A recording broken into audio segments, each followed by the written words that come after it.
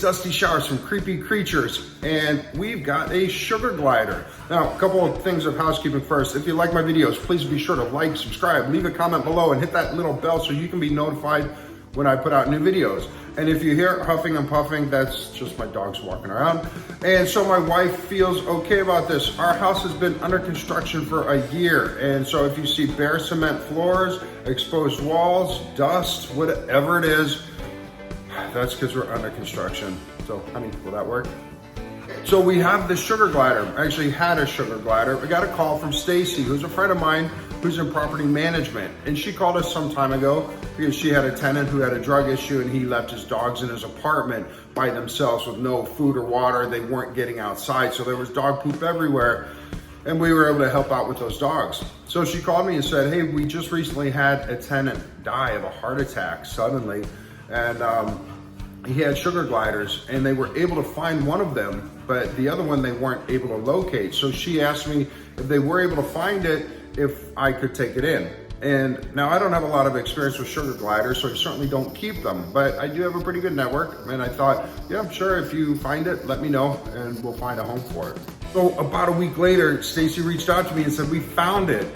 The sugar glider had been living in the garbage disposal for about a week. So that means that it had very little food or water except maybe what it was able to find in the disposal.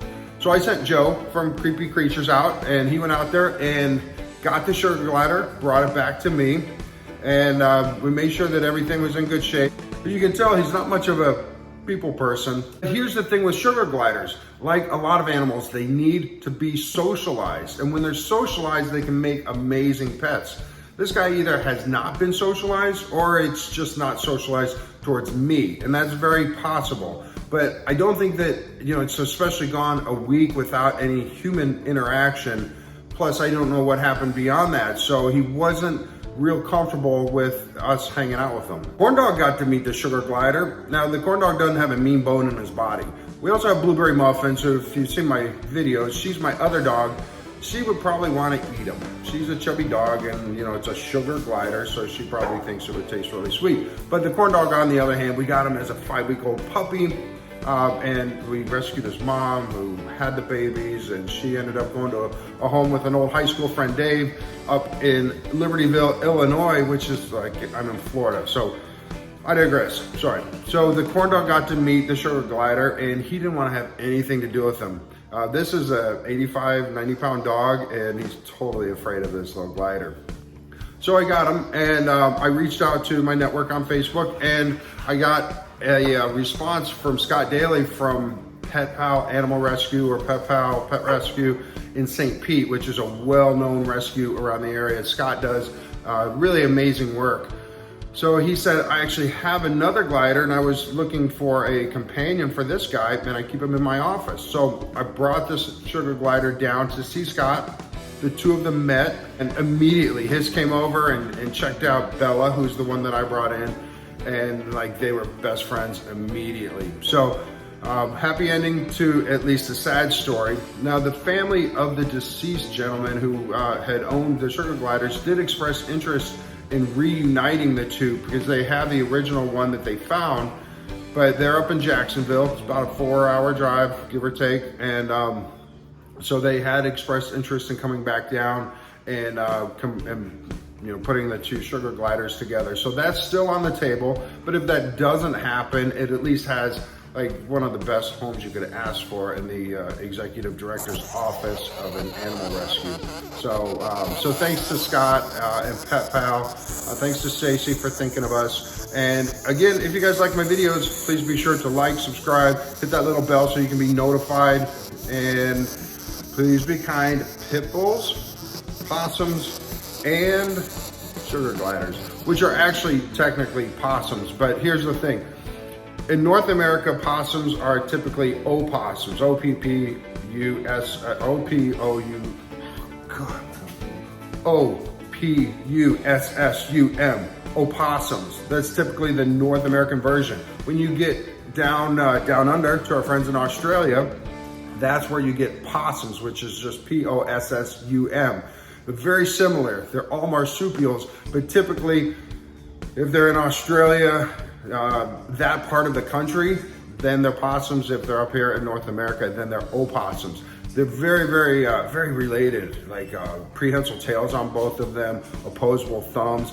A lot of marsupials, it's kind of weird, and anybody that's had any experience with a lot of marsupials know this, and I don't know if it's true with all of them, but I do know it's true for Virginia possums, which we have here, sugar gliders, and Tasmanian devils, where they have like a real reflex. And you see it at the end of my videos where it goes, sit possum, sit, good possum. Anybody from the 80s knows what that's from.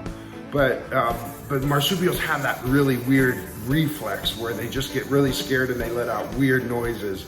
And so when they're calmed down though, they don't do that. And it's not that they're vicious, it's that they get so scared and they don't know how to take care of themselves. So that's the best reflex. And in the case of some possums, they just play dead, like the Virginia possum. Anyway, I got off on a tangent. I'm sorry, I think I've had a lot of tea today. So thanks for watching, and always be kind to everything else that I listed before. Real quick, sugar gliders are marsupials from typically Australia, the eastern coast, and all the areas that are around the eastern coast of Australia. Normally they'll have a couple of litters of babies a year. So some people might compare them to rats, but they're really not rats. And they're not rats because they're marsupials. And as litters aside, they do have the opposable thumb, the prehensile tail, but you can also tell they're nocturnal, and you see this in a lot of animals that are nocturnal. They have really big black eyes, and anytime you see an animal with really big black eyes, it's a big indication that it's probably nocturnal. Now, you can be a nocturnal animal and not have those great big eyes, but you normally at least have large pupils or some other sense that really helps out, like super awesome smelling or super hearing. But when you see those big black eyes, that's a big indication that it's marsupial. Those sugar gliders look a lot like what we have here, which are flying squirrels. But the flying squirrels they're rodents and they're not marsupials, but they both have a skin that runs basically from here to here, and it's I believe it's patagium. I've never had to say it. I've only read it over the years, so I'm gonna say patagium or patagium, something like that. But pretty much that's the skin that both sugar gliders and flying squirrels have that run from here to, basically down to their feet. And it's a flap of skin that makes it so they can spread out, and neither of them actually fly, but they glide. So they'll jump from a high spot and then they'll glide, and actually with pretty decent accuracy as far as where they want to land. But sugar gliders, as you might think, they actually like sugar. So they feed off a lot of nectar, a lot of fruits, and they will eat bugs and such when they can catch them. So sugar gliders are our mostly Australian friends. And so we love our friends down under. It's quiet. Why did it go quiet for now?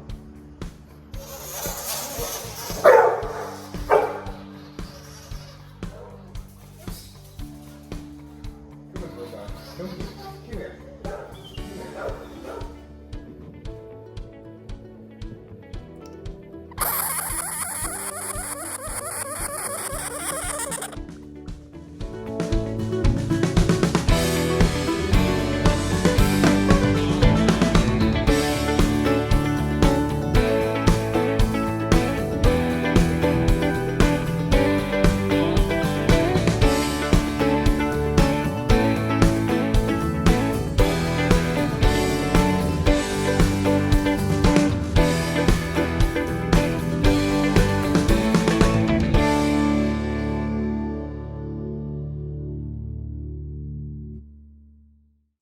Sit, possum, sit.